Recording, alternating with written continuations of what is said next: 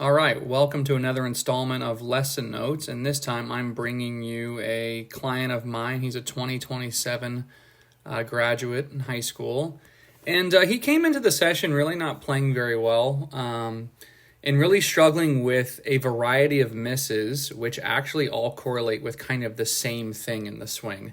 And I see that a lot. Someone will come in and they'll say, I'm hitting it everywhere. And, they're not really hitting it everywhere. They're hitting it the same way, maybe 3 or 4 different ways.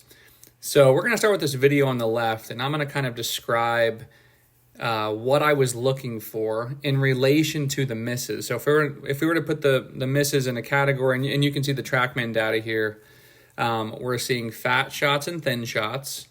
We're seeing very, very high shots and a lot of pull draws. Okay, so though all of those things are really from the angle of attack being really, really shallow. Basically, you can see there it's 0.6 down. This is an 8 iron.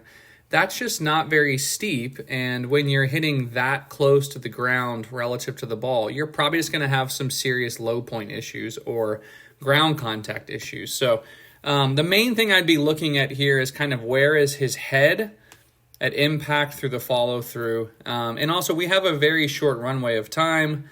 Mean that he is in the midst of, qualifying for high school events and playing tournaments outside of high school. So we really want to be sensitive that he needs to leave hitting it much, much better. I also think it's worth noting that, sometimes you'll see someone and you might see something in their swing that you want to change. Remember, we're always trying to deal with the problem at hand and not necessarily trying to overload these people with unnecessary information. At the end of the day, all this player wants is to leave hitting the ball better and to have a solution that correlates with their problem. So let's go to the top of the backswing, and we'll see that there's a very big drop of the head. It doesn't necessarily correlate with fat contact. He's not moving like insanely right. Would I like his head to be a little bit taller? Sure. That's not that easy for him to do. We've definitely done that. So all that to say, there's nothing necessarily at this point where you're like, okay, this is the main problem. So let's just kind of play this out slowly. You can see there's an initial shift towards the target. But here kind of becomes the problem. You'll start to see the head starts backing out. And problem number one would be, at impact, this shaft is starting to lay back. Okay, so when we start to see the shaft lay back, that really is the beginning of hitting the high shot and the pull shot. Down in Texas, it's very windy. It's very important to be able to flight the ball. So this is kind of the start of that. And then secondly, we'll see obviously the head is moving back and to the right. Again, this isn't like a huge problem at this point. You can see he shifted into his left side. There's a lot of pressure in his left foot. His lower body pivot looks okay. So, he's hitting some of his shots okay. These are more the misses. Now, here becomes more of the major problem is you can see there, the club head is really passing and there's very little movement of the head at any point. You can kind of see the lower body is now stalling and the arms are kind of collapsing. So the arms collapsing, there's the left, the fat is the head staying behind the ball. I say all the time, wherever your nose is where you're going to hit the ground probably.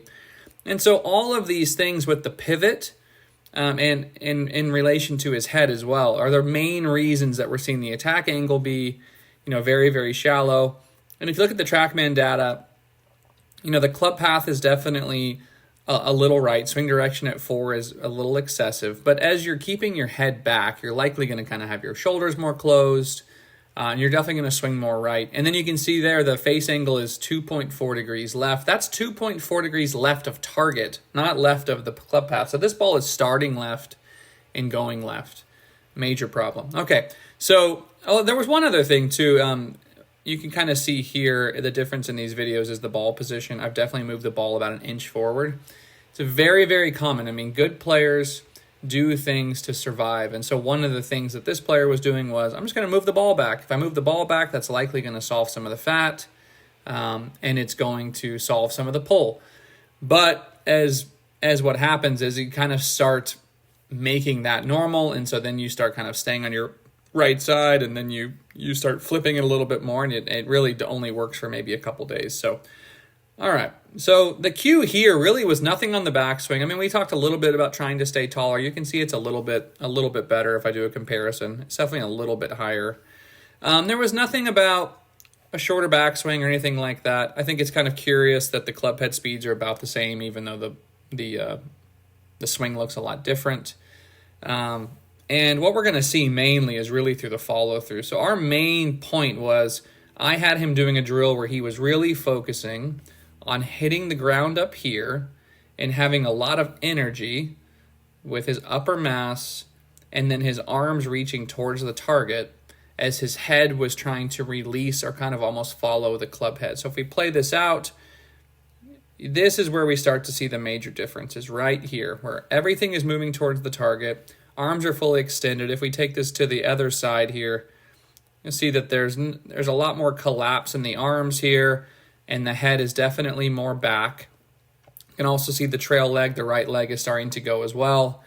And then we really start to see it here on the follow through. So if you go to kind of lead arm parallel to the ground there, that's a major difference in what that looks like. You can see the right foot is more up, the energy is going. If we were to go back to impact and kind of look at the shaft, now the camera angle or the camera speed is a little off, but we can see that the shaft is not passing near as much at this point. So granted, that's not the same camera frame, but you can see that it definitely would play out a little bit different. So what we saw relative to the TrackMan data was the swing direction obviously shifted less right, because if you're moving towards the target and starting to turn open to the target or turn more, you're definitely going to see a less rightward swing direction. And for someone hitting a draw, I think around 1 to -1 is nice. Depends on the attack angle. And then the main thing was, though, we started to see that he was hitting 4 and 5 degrees down. So what that really means is he's starting to hit 4 to 5 inches in front of the ball. He's not now hitting at the ball. And then the face angle. You can see the face angle is now open. The ball is starting right of target. This one probably overdrew a little bit. Now, another thing that's interesting is the ball speed went way up because the launch angle went lower because he's launching it about 5 degrees lower. So to kind of put this in a package, you always need to start with what are the problems I'm seeing, and then what does that correlate with in the form, in the video. And you notice I didn't really post the down the line because I think from the down the line perspective, it didn't really look like anything was causing him to hit it fat. Sure, it might have looked a little bit too far right, but when you start looking at the face on, you really can start to see what correlates with the problems that he's seeing. And again, we just need to solve it enough for him to leave hitting it well, and that he feels like he has solutions that are going to work. So often in lessons or when people practice, they misdiagnose or miscorrelate what the main problem is, and so it doesn't really last. And as I told this player, I said, listen, if you do this and you focus on this and you see these things, if you look like this at impact, or sorry, at the follow-through versus this, I can promise you, you're going to hit it different. You're not going to see those same misses. I mean, that's really, at the end of the day, what we want. We don't really care what our swing looks like. We care that we have control of the golf ball, we have control of the bottom of the swing, and we have solutions to the problems that we see consistently. Again, do not pay attention to blips. If he were to hit one shot left, that's not a problem. But when you consistently see the 3 or 4 misses that bother you, you need to have a solution to that, and they need to make sense. You should honestly be able to make a video like this and say, this is why this is happening, and prove it with some data like on TrackMan. So I hope that helps. If you need any help, definitely reach out. I am doing virtual lessons or remote coaching, and we can solve this very, very easily. And I hope this was helpful. Drop a comment if it was, and if you haven't subscribed, I would appreciate it. And best luck the next time you're at the range.